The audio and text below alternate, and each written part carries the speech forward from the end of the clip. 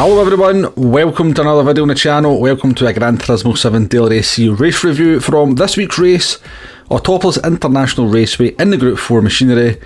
And yeah, there's an instant in this one, let's just put it that way. Times 2 in the fuel, times 2 in the tyres, just the hard tyres available, really no strategy whatsoever in this one, just a 10 lap sprint race around Autopolis International Raceway in the Group 4 machinery.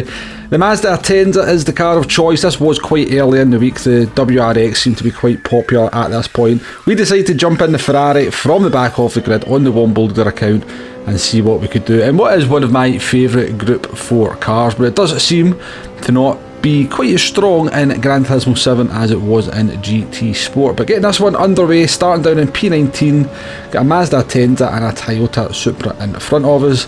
And yeah, you're going to see that this track at the beginning of the week was certainly providing a few issues for a few drivers out there. Now, surprisingly, no one died at turn 1, which is quite unusual for this track because you do tend to arrive there on very cold tyres, very easy to miss your braking point off camber corner, and you tend to see people go flying off the track. But it wasn't long before the mistakes started. The Toyota Supra actually having a big oversteer moment there and hitting the side of our car. I think we actually saved that car's life, to be honest with you, because I think we were probably heading towards the barrier. We were not in position though to save the Toyota Supra in front of us, just getting on the gas a little bit too heavy out of the hairpin. And then up ahead, the new Genesis, the G70, has a bit of a strange accident, I must say. And then again, just ahead, the Mazda Atenza of the Austrian goes wide at the fast left-hander and off the track they go. So in a matter of mere seconds, we have made up 4 positions via drivers putting it in the sand traps. End of lap number 1, start of lap number 2, there is the kind of obligatory kind of turn 1 instant you expect to see.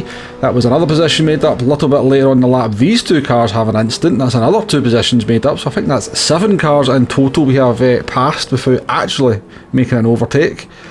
So this track proving to be quite tricky for the drivers early on in the week. I think this was Monday morning that I recorded this footage, and it's now Friday that we're putting this race out. But yeah, that was how the kind of opening few laps of that one went. We did sort of feel we were a little bit off the pace, but we did eventually manage to catch up with P11, another driver in a Ferrari. And yeah, we go for the overtake into the hairpin here. We'll kind of just take a little bit of a look and really just force that driver to outbrake themselves, and that was P10 in the bag. Moving forward a lap, we caught up with P7 and P8. We're up to P9 now. Not entirely sure how we went from P10 to P9. I must have missed that on the editing, but yeah, we are up to P9 now, and we have a chance of a P7 in this one if we can get by these 2 drivers. So the Porsche ahead of us has got a Subaru WRX for a buddy. It doesn't appear to drink in the slipstream, now moves into the slipstream. We go into the slipstream here. Now the Porsche, it would appear, is very, very slow down the straights, because even in the slipstream and in the Ferrari, which is not that quick in a straight line in GT7, we were able to try and make an attempt on the overtake down into turn number 1. So Porsche driver gives us room on the inside, nice bit of driving from the Porsche driver. We're still going to try and contest this down into turn 2, but yeah, because they're fully alongside us, we have to give that driver space. So that does compromise just how quickly we go into the corner. We need to leave that room, and the Porsche driver maintains that position. Lovely driving with the French driver there, really good racing, good respect shown from both himself or herself and myself as we negotiated those 2 corners side by side. Moving on a lap later, we're going to be in a very, very similar position, almost identical situation to be honest with you. So coming out the last corner here, Porsche's in the slipstream of the Subaru, we're in the slipstream of both of them, and yeah, we're still, look at this, we're gaining quite easily in the slipstream here to try and go for this overtake. The Porsche is obviously trying to stay in the slipstream of the WRX rather than go defensive, and I'm going to have a very, very similar situation. Again, the Porsche driver gives us the room on the inside, we give them the room on the outside. There's the slightest little bit of contact there, but I think it was okay. We're side by side here down towards turn number 2, but we do have slightly better momentum, and it looks like we're going to get that move complete. The Porsche driver is going to take a little bit of a sniff around the outside here of turn 2, but too far behind to kind of try and stay in that position, probably a little bit dangerous as well, and we eventually get that move completed. Moving on to the final lap here, you can see we're still in the slipstream and behind this WRX, so not really much we could do about this car. It seemed a little bit better than the Porsche in a straight line, so not getting anywhere near the same run down towards turn number 1. But we were definitely faster than our fellow Brit at this point, and we were looking to try and move up into that P7. But we do have the close attention of a couple of cars behind. I think the Swiss driver there is the driver that was in the Genesis G70, obviously on a little bit of a recovery. We've seen them put it into the barrier midway through lap number 1, so they're kind of fought their way back up here to P9 to contest this position here. So again, just not able to get the power down on the Ferrari out the hairpins anywhere near the same as you can in these four-wheel drive cars like the WRX in front, the Mazda Atenza, or the Nissan GTR that we used in the stream the other day. So quite hard to get a good run out that corner, which means we just can't be close enough through that fast sweeping left-hander to try and get a move done into this hairpin, which is where the Ferrari is pretty strong. But the WRX has made the mistake there, and that has allowed us to get a run down the outside into the fast right-hander. Now, we're going to make a mistake here because I just didn't have confidence in the WRX to not go into the side of us and put us off the track. So we broke a little bit late, left a little bit too much room, and yeah, gave that position back. And then the Austrian driver rather forcibly kind of overtakes us into the fast right-hander that goes up the hill. Wasn't particularly happy with that, but you can see I'm kind of just nudging the back of him to kind of show my displeasure.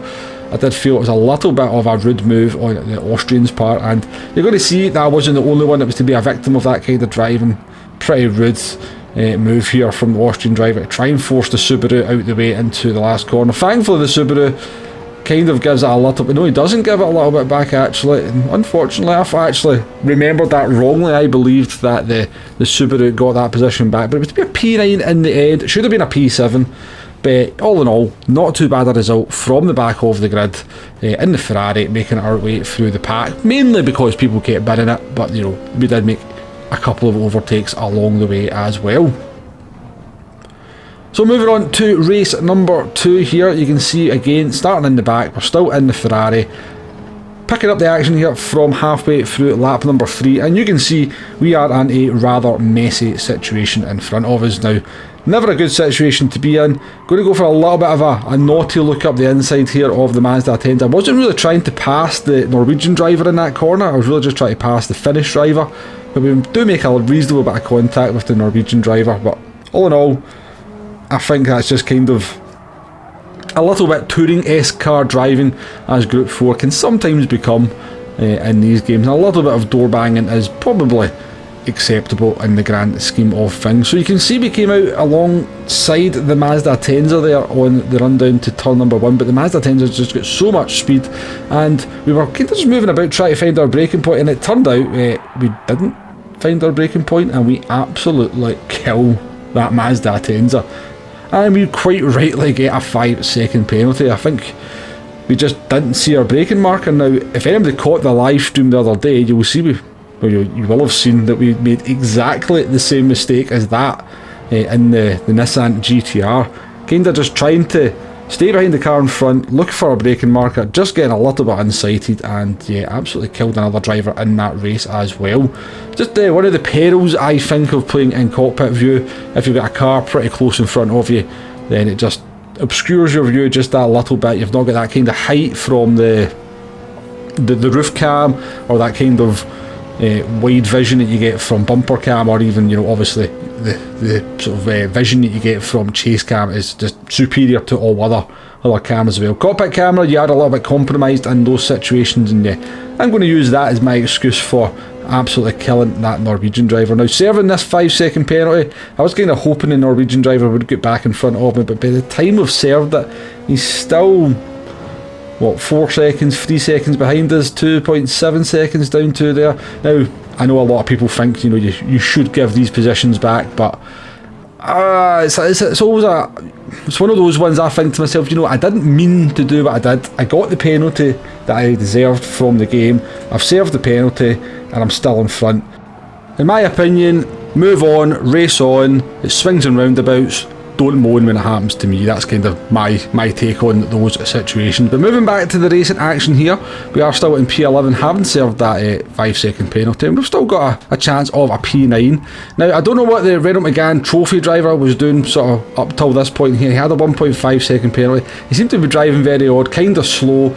We went for a little bit of a dive up the inside into the hairpin, And I don't think we deserved the 4-second penalty that we got for it, if it even was for that, or whether it was maybe from another couple of the bumps that we made with the drivers as well, kind of exiting the hairpin. But yeah, I don't think we deserved the 4-second penalty. But again, I've said this before, I'm glad to see the penalty system back. I've seen the penalty system do its job very well on many occasions. The 5-second penalty that we picked up, for example. But yeah, there is going to have to, if you want the penalty system in the game, you're going to have to accept that on occasion you're going to pick up a BS penalty. I think that one was a little bit BS for me, but I just decided, you know, this is our second major penalty of the game.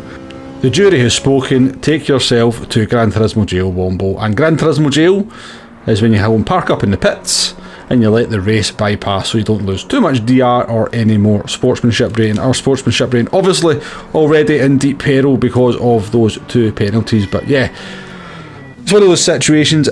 I've started at the back of the grid. I'm in amongst drivers that I'm quicker than on a tight and twisted track, which is not easy to overtake. There was always that danger of contact and picking up penalties. So I can only really blame myself for this one. But yeah, hopefully you've enjoyed this race in some way, shape or fashion. It was fairly entertaining to race. I've been quite enjoying it.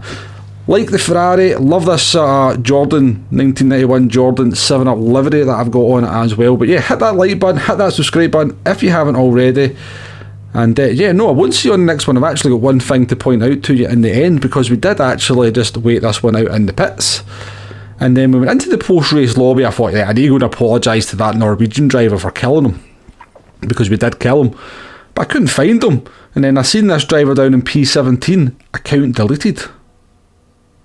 Did Wombo make somebody delete their account for killing him?